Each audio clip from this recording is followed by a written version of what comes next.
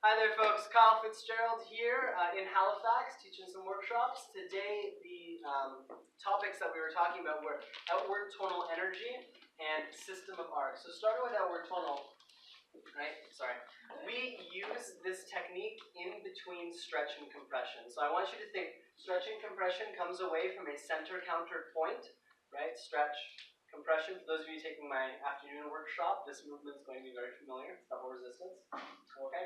In between that, the placement of the hand, or where we find connection, exists on this plane and this plane. Right? The reason being is that if I'm moving towards my partner, stay still, and the connection point stays the same, we've immediately lost each other because the arms get congested.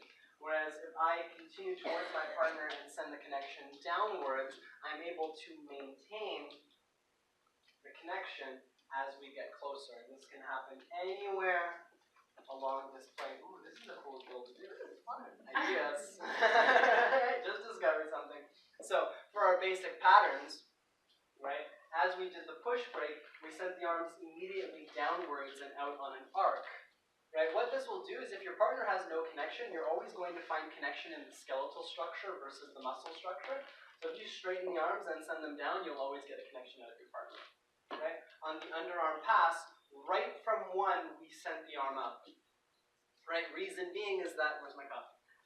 Okay. Reason being is that when you lead on two, this one becomes dead and then the two becomes late in the movement, right? The second we step one, our distance is starting to close because I'm stepping more diagonal, she's stepping straight. So we need to send that arm straight up through the pattern to maintain connection. Same with the left side pass, we send the arm straight down immediately. Now this isn't a pull down, right? We talked about outward tonal energy for the followers when they're leading or being led in a side pass. We're thinking as a follower, connect outwards down the line. So we're using the side of the hand, whether it be on a side pass or anything. I'm going to over-exaggerate this to an underarm pass. Right? We use the side of the hand to connect downwards. Leaders, you're using the up and down plane to send the arms straight up or straight down, while the follower uses the side of the hand. Right? So it is a teamwork-based thing. However, this is a complete system. So if the leader is not performing an action, or if a follower is not performing an action, it's up to the other role to fulfill the action. So if you have floppy arms, make no lead. Go ahead. Beautiful. He wasn't doing anything. I'm going to do both as the follower. So I'm going to use lateral pressure outwards, and I'll send the arm down to create the connection and the sculpting of the movement. I'll send it up and outwards to get my connection. Right? For the whip, you were wonderful at doing terrible. So, for the whip, we created a down arc using outward tonal energy and system of arcs to create the rotation. From here, we're going to catch the follower's shoulder. Followers, your job is to fill space. And then from here, I'm going to rotate my frame, send her back from where she came.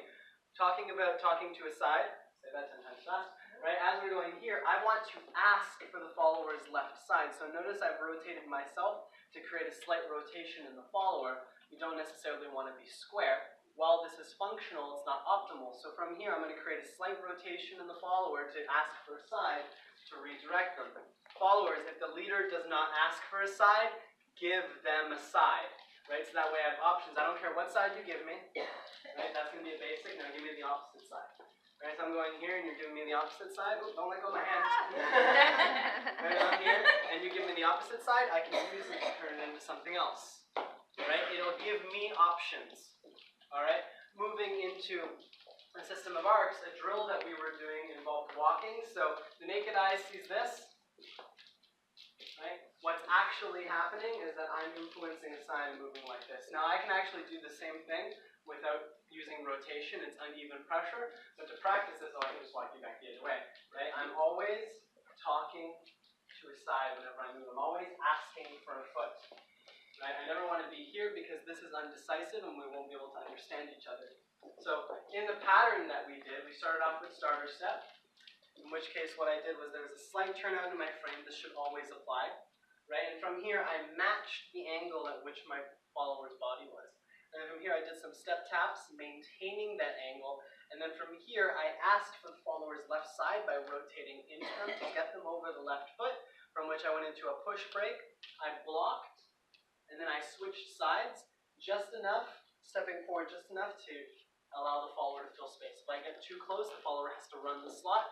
We don't want that. So once we stepped across before, I rotated my frame to allow the partner to triple to the other side. Once again, asking for the left side, so she's over her left leg. Just lift the right for me. Beautiful. From here, leaders, on one, I actually rotated towards my partner so that I could pick up the left hand for an outside turn. Right? Once again, using an arc, sending the arms straight up for the rotation with leader out. Otherwise, you can get into late turns leading it this way, right? Which is functional, but at the speed of the music, it can be late, right? We want to deal with as many absolutes as possible.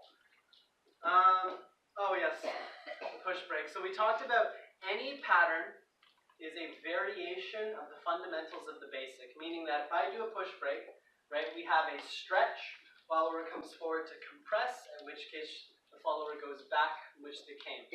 In this movement here, we did essentially a push break, but we added in the techniques of a whip where we arced down to rotate the follower, followers fill that space and give me a side. Beautiful. And then from here, from the pressure, that's going to send you back from which they came. So going forward, we saw a variation where I connected to the other side, the follower gave me the right side, and I used this to do a head roll out, right? Think of all the skills that we talked about today, like Lego blocks, right? And you can take the skills, apply them to a basic, and then you can make your own patterns. Anything else? Oh, the tuck turn? Sure. Right, so same idea, it's a variation of a push break. Most of us are taught to create corners in this, so we'll go straight up and then straight back. When what I like to do is I like to arc down and up and then compress, and then from here my arc is outwards so that the follower can catch up. Especially in rotation, you can always catch up to an arc. Whereas corners tend to get people out. Yes, yes, yes? See you next time, folks. Good job.